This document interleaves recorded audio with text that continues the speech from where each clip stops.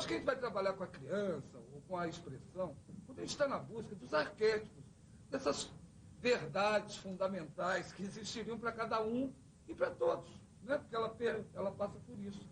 Então, quando a gente cai muito nesse sentido, só da técnica, só de apresentar o trabalho bonitinho, só de falar, mas muita gente vai ver, não tem preocupações dessa ordem na criação da criança. A gente tem trabalhado muito com 50 anos dos direitos humanos, interpretado pela criança. E eu fico pensando, se nós, os humanos, precisamos de uma carta para dizer que eu não posso te agredir, que eu tenho que te respeitar, isso vamos chamar humanos normais. Imagina os humanos que são portadores de deficiência, que são seres especiais, a luta que vai ser para colocar a questão deles a nível da criação. Se os seres humanos têm que deixar claro que não pode ser violentado o direito, né, de existência dele, de liberdade dele, imagina a situação, que não é exatamente minha área, a situação singular que seria batalhar pelos direitos humanos dos especiais, dos diferentes, eu não sei mínimo, mas querendo lembrar disso. Então, para essa batalha, de batalhar pelos direitos humanos dessas pessoas que são especiais, no âmbito da arte, é logo de cara, deixá-las fazer o que quiserem. Então, vamos pensar nisso, que a primeira condição é a originalidade, mas não por um excesso de originalidade, que tem que ser original, não. É porque é um momento que faz parte desse momento, a pessoa está ali colocada, ela faz parte, ela existir. Então, ela não pode ser negada. Então, essa originalidade, que aparentemente seria, mas tudo já foi feito. Não, tudo não foi feito, porque as ideias é tudo uma questão de tratamento. As ideias são velhíssimas, elas estão aí há milênios. O que importa é como se trata as ideias. A questão das artes plásticas, elas sempre estão ligadas a técnicas. E essas técnicas, muitas vezes, vão virar um tormento, elas vão amarrar as pessoas. Em vez de libertar, se eu te dou papel picado e aquilo te libertar, aquilo lá vira um tormento para a pessoa que quer aplicar e ver o resultado. Então você tem que ir desarmado para essa questão. E muitas vezes eu acho que se detém muito no sentido do acabado. Está bem feitinho, não quer dizer nada para a arte. É feito com material caro, não quer dizer nada para a arte.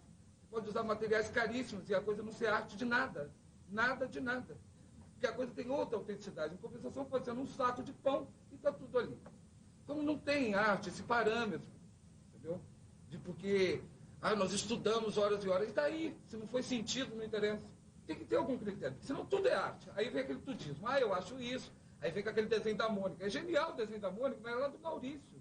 Ele não interessa. Se a pai ainda tiver cheio de Mickey Mouse, o senhor que fez 70 anos, cheio de Mônica e Cebolinha, não está com nada. Melhor ter lá uma cabeça enorme que o garoto fez, com um olho só na testa, isso é genial, do que exatamente botar Mickey. Então vamos todo mundo para Disneyland e acabou, entendeu? Se a questão é essa, já está resolvido, o estímulo é aquele, a questão é essa. Esse critério é o da originalidade, mas no sentido de não cópia. Então não vamos ficar copiando, não vamos dar exercícios massacrantes. Esses meninos fazerem coordenação motora fina e ficar ali cobrindo aqueles negócios odiosos. Entendeu? Qualquer coisa já é coordenação. Se ele fizer isso, aqui é coordenação. Se ele fizer isso, aqui é coordenação. Então não tem esse sentido de ficar buscando, sabe, cacoetes, verdadeiros cestros da criação. Isso daí não leva a nada, isso aí desmonta. Primeiro perde o tesão pela criação. A pessoa não quer criar nada, porque ela fica impotente. Eu tiro isso também muito da experiência com a criança normal. Você não vai completar a folha, não? O desenho que era interessante, que ela preencheu só aquele ladinho ali, que tinha toda uma bosta, que ela colocou a onda, entendeu? Seja, vamos dizer, o assalto. Entendeu? O assalto, ela começa a preencher tanto que no fim nada mais interessa, não tem nada de assalto. Quantas vezes a criança também no extremo, rabisca e aquela coisa de uma desorganização, aquilo é ela. Aquela desorganização toda, se ela amassa o papel, se ela joga debaixo da mesa, isso é ela. Claro que você pode pensar, mas é frustrante, eu estou aqui há 6 meses e meu aluno só joga papel fora. Acho melhor você começar a guardar o papel dele para depois mostrar para ele, ver algum jeito, tem que inventar uma estratégia. Mas não se antecipar e querer que ele responda de novo. É uma coisa que ele é o protagonista, não somos nós. É muito confortável entrar na sala de aula por um lado, pensando que quem tem que dar a saída é o aluno, e não você. Agora, você tem que estar embasado, senão você vai ficar, talvez, frustrado, vai ficar ansioso, querendo que... mas não tem produto. Então, não é visando um produto, também não é só ficando no processo, naquele, deixa, não sei o quê.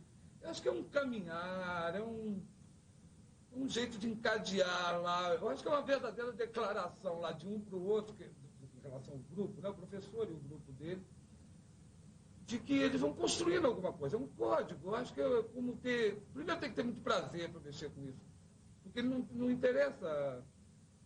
Esse resultado, ele é fruto de um grande diálogo, de um olho no olho, ele é fruto de uma cumplicidade, né?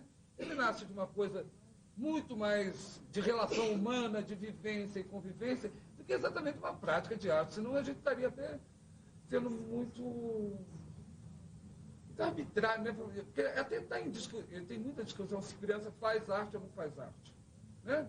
É um tipo de arte. Eu acho que ela tem características tão próprias.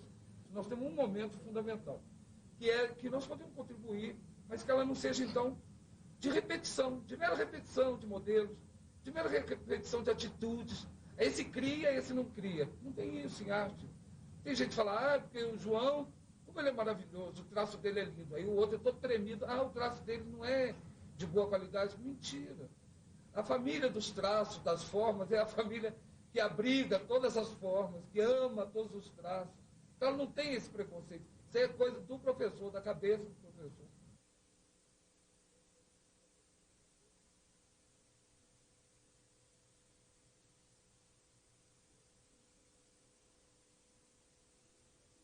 Neste século, nós poderíamos talvez sintetizar o ensino de artes no Brasil dentro de 3 grandes tendências. A primeira grande tendência que prevalece até hoje é uma tendência que tem no conteúdo o seu foco, né? E tem um princípio de aprendizagem em cima da imitação, da mimesis, né? Que seria o quê? Aquele ensino em que o professor define a priori o que o aluno vai fazer e a gente confere, o professor vai confirmar se o aluno aprendeu ou não, na medida em que esse aluno saiba reproduzir a imagem ou objeto ou comportamento desejado pelo professor.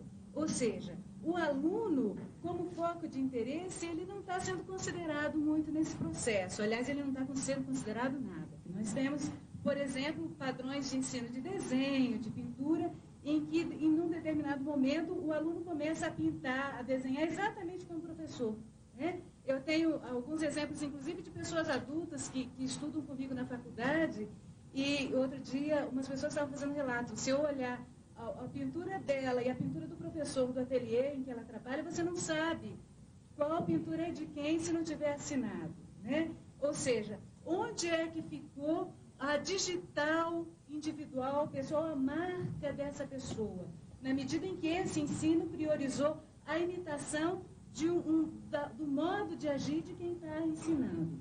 Essa linha de ensino, ela prevalece até hoje nas nossas escolas, sobretudo no modo de ensinar técnicas.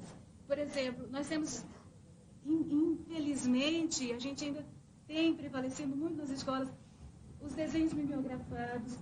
A segunda tendência, ela chega ao Brasil, como o Delei estava colocando, né? A partir, tem um dos marcos, é a semana de 22, quando se começa a buscar uma arte que tem a cara brasileira. Junto com isso, na educação, a gente tem a escola nova, né? Buscando outras linhas de ação, estratégias, e acreditando que o aluno tem um princípio próprio, tem vontade própria, cada um é diferente e deve ser respeitado na sua diferença. A gente tem as descobertas e as pesquisas na área da psicologia também, que vão dar um marco, então, para uma nova linha, uma nova tendência, né, uma tendência que começa a se apresentar no ensino de artes, que vai, então, reivindicar o direito de livre expressão pela criança. A gente vai ter, então, vários artistas, Anita Malfatti, inclusive, fazendo trabalhos nos ateliês em que o modelo e a cópia não tem lugar. Se busca a digital da criança, o modo de expressão da criança, plásticas e visuais também, né? Então, sobretudo porque a arte moderna vai buscar outras formas de expressão que se afastam do princípio da mimesis, que se afastam do princípio da imitação da realidade. E aí abre espaço também para os modos de expressão da criança e passa a valorizar esses modos de expressão. As grandes frentes que vão trabalhar nessa direção estão fora da escola regular. Né? Na escola regular permanece um ensino predominantemente mais conservador. Então, nós vamos ter, por exemplo, um movimento importantíssimo no Brasil, que é o movimento das escolinhas de arte do Brasil, acontecendo e aprofundando esse trabalho, mas fora do contexto da escola regular. Né? Você vai ter os artistas fazendo pesquisas nos ateliês fora do contexto da escola regular. Na escola regular, há uma mobilização, há algumas experiências que são pontuais, mas, no geral, a tendência é mais conservadora, é mais no sentido da imitação e tal. Na década de 70, quando o ensino de arte se torna obrigatório com o nome de educação artística, no contexto da educação em geral, a gente tem um ensino predominantemente tecnicista e o ensino de artes fica reduzido. Então, nesse contexto tecnicista, né, a repetição de técnicas. São técnicas que só o executar não quer dizer que a gente vai estar fazendo arte. Por exemplo, se eu reduzo o ensino de artes a recorte e colagem, né, eu posso estar usando recorte e colagem para uma série de coisas e não necessariamente estar ali fazendo arte. E o que nós podemos identificar nos programas de artes que aconteceram a partir de então é que os conteúdos de arte passaram a estar resumidos a uma listagem de técnicas. As técnicas: pintar, esculpir, colar, né, fazer instalações, enfim, nas outras linguagens, por exemplo, exercer, se manifestar, se expressar através da linguagem propriamente dita, nas diversas possibilidades, nos diversos recursos técnicos e nas disponibilidades e possibilidades da própria pessoa. Né? De repente, eu não posso, não tenho condições de pegar um pincel para pintar, mas eu posso. O que eu posso fazer? Né? Aí eu vou caminhar pelo que eu posso, não pelo que eu não posso. Né? Dizer assim, mas eu não posso fazer isso. Então, o que é que você pode fazer? O que o aluno tem de potencialidade e, a partir dali, construir esses caminhos de expressão. Né? Quer dizer, os fazeres artísticos são muitos, e muito diversos, e muito ricos.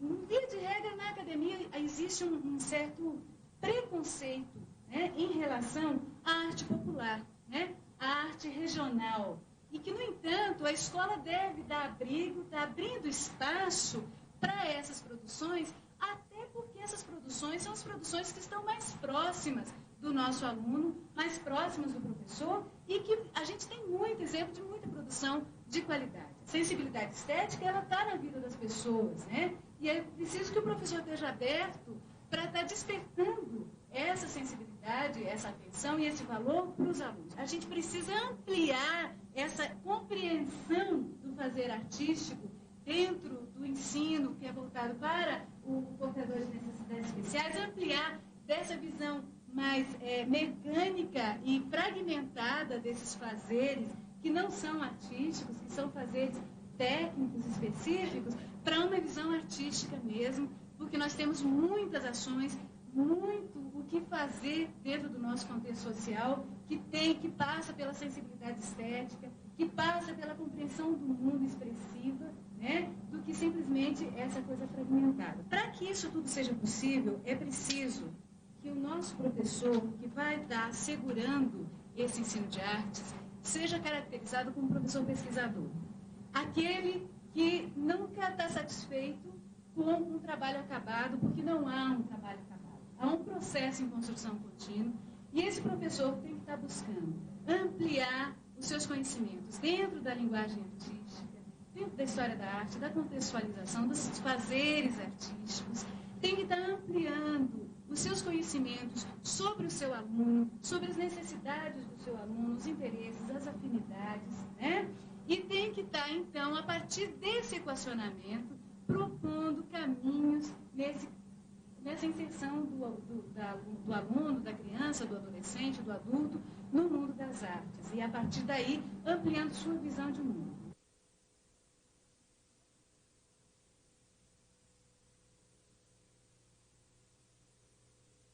O mamífero, ele é o único ser que brinca enquanto está dependente da mãe.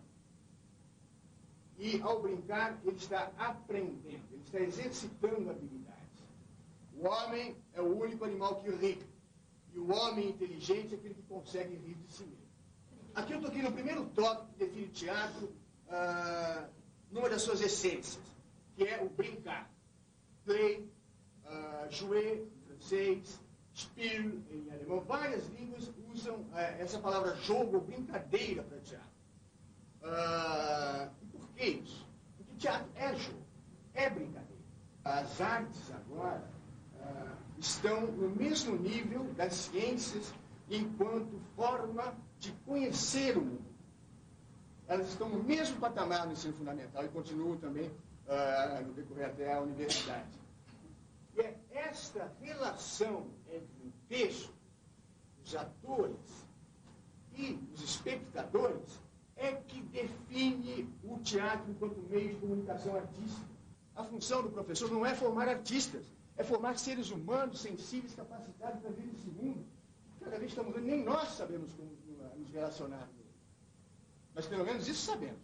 Que é importante ele ser polivalente, ele saber respeitar diferenças, ele saber se comunicar e saber estar apto a qualquer mudança. Mas o ensino do teatro na escola, ele desenvolve habilidades múltiplas que não dá nem para você listar quais realmente são. Mas, principalmente, o processo da atuação em construir uma coisa coletivamente. E eu sou especial. Eu sou de um grupo quase perto de estar discriminado enquanto homossexual e soro positivo há 5 anos.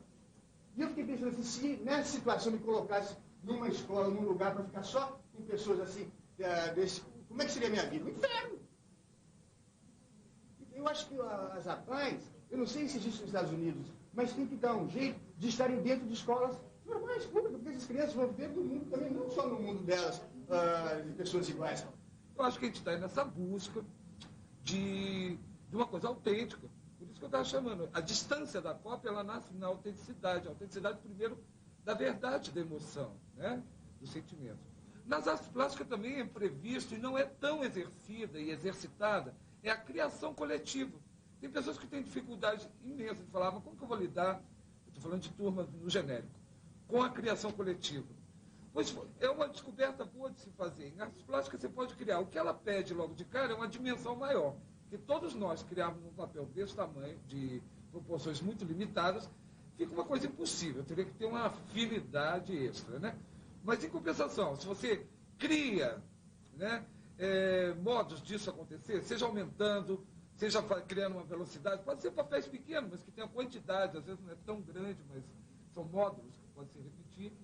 Existem, vamos dizer, estratagemas que podemos chegar à criação coletiva também. E é um excelente modo de socializar também a turma.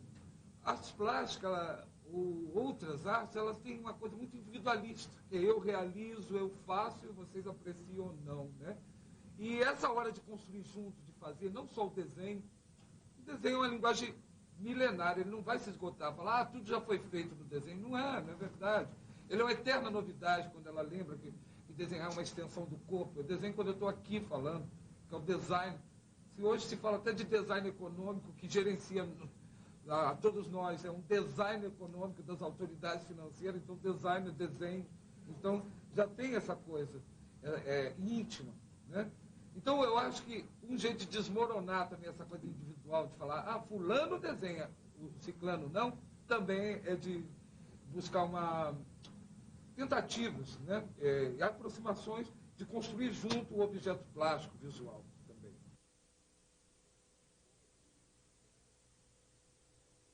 Cada momento histórico, cada grupo social tem critérios próprios específicos.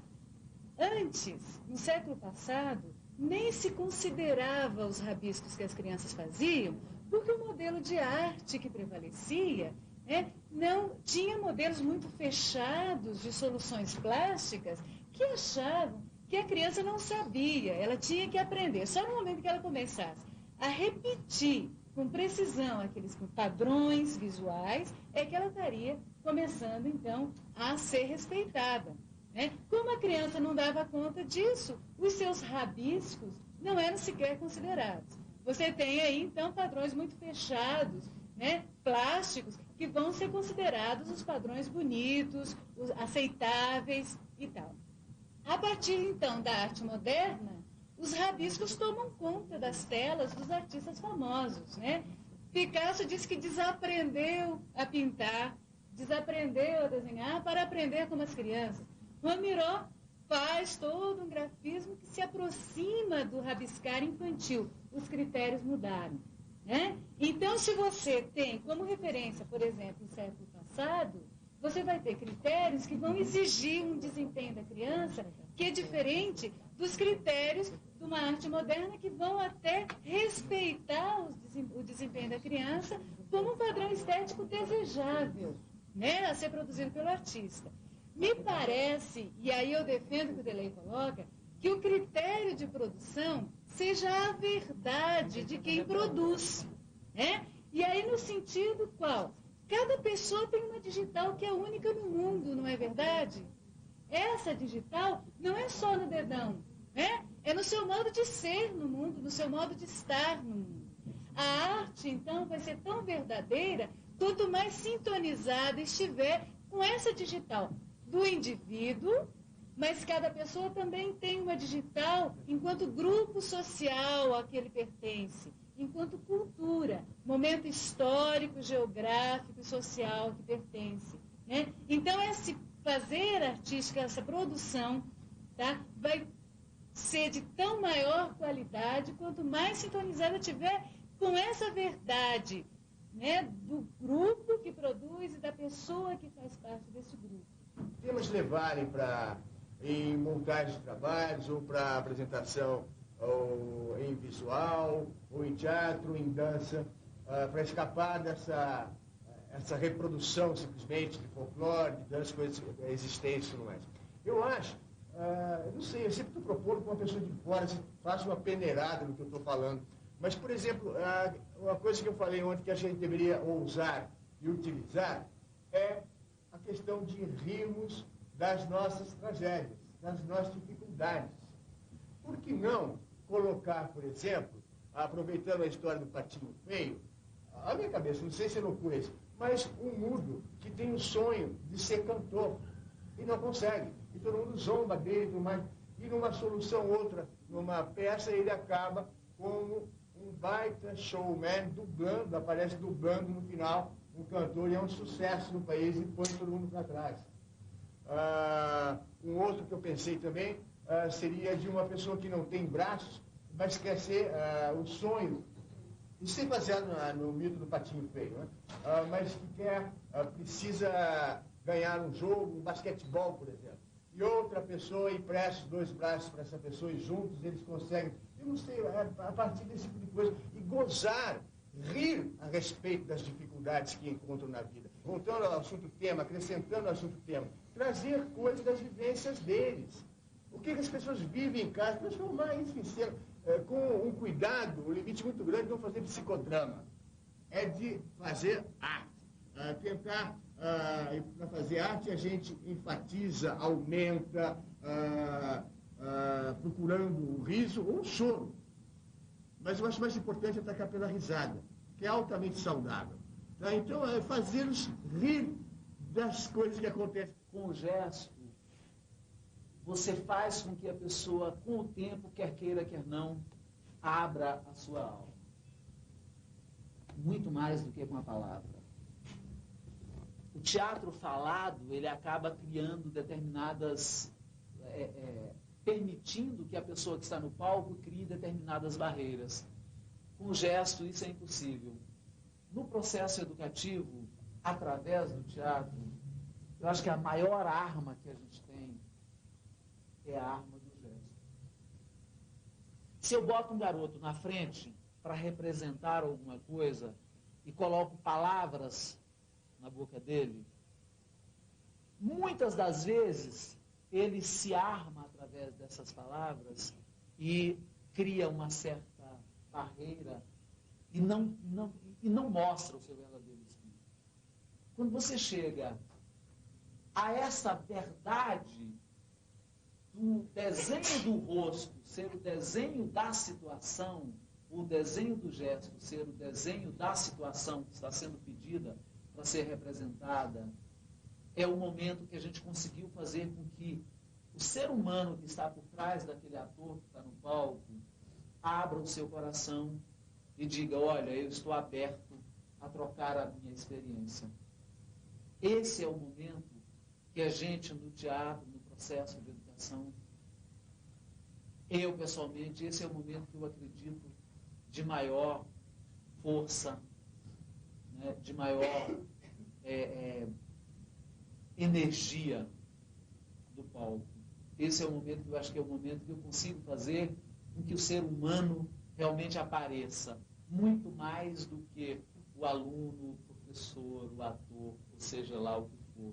É o momento que o espírito humano, que é a verdadeira essência do teatro, aparece aos meus olhos. E é nesse momento que a gente começa a atuar. É nesse momento que a gente começa a trabalhar. Um espetáculo de expressão corporal não comunica. Ele te inquieta, te faz sentir alguma coisa por dentro, ele te mexe com você. Você sabe que um espetáculo de expressão corporal, ele cria coisas no seu inconsciente que você futuramente pode até vir a trabalhar. Mas o gesto, ele comunica porque ele diz exatamente o que você precisa dizer. Sem a máscara da palavra, sem colocar a palavra como barreira. Com a mímica, como alguns bailarinos, não todos, é claro, mas alguns bailarinos que conseguem chegar à virtuose sem a presença da emoção, a mímica pode também comunicar sem a emoção. O gesto jamais vai comunicar sem emoção, sem a pureza do espírito exposto. Eu passei a trabalhar o gesto como consequência de uma descoberta que o gesto podia me ajudar mais no processo educativo do que a palavra.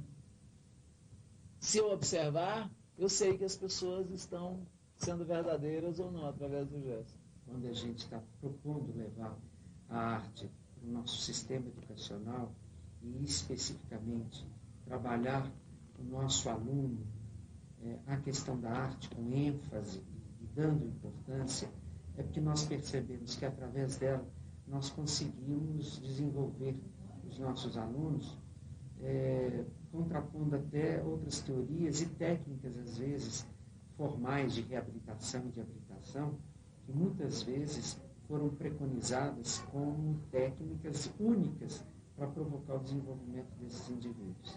E que, às vezes, os alunos submeteram por vários e vários anos algumas técnicas específicas de reabilitação e nós não vimos os resultados satisfatórios. E, a partir da arte, nós conseguimos, então, desenvolver comunicação desse indivíduo, a verbalização mesmo, desenvolvemos talentos e formas as mais diferentes de expressão, fazendo com que eles também tivessem a oportunidade de contribuir para o seu meio com uma forma de percepção do mundo em que vive. Então, nós tivemos, através do desenvolvimento da arte dentro das nossas escolas, vários ganhos. O ganho educacional, de desenvolvimento mesmo, e o ganho social. E, a partir desse ganho social, eles se tornam também atores ativos de mudanças de comportamento naquela comunidade que estão se inseridos a partir da sua expressão.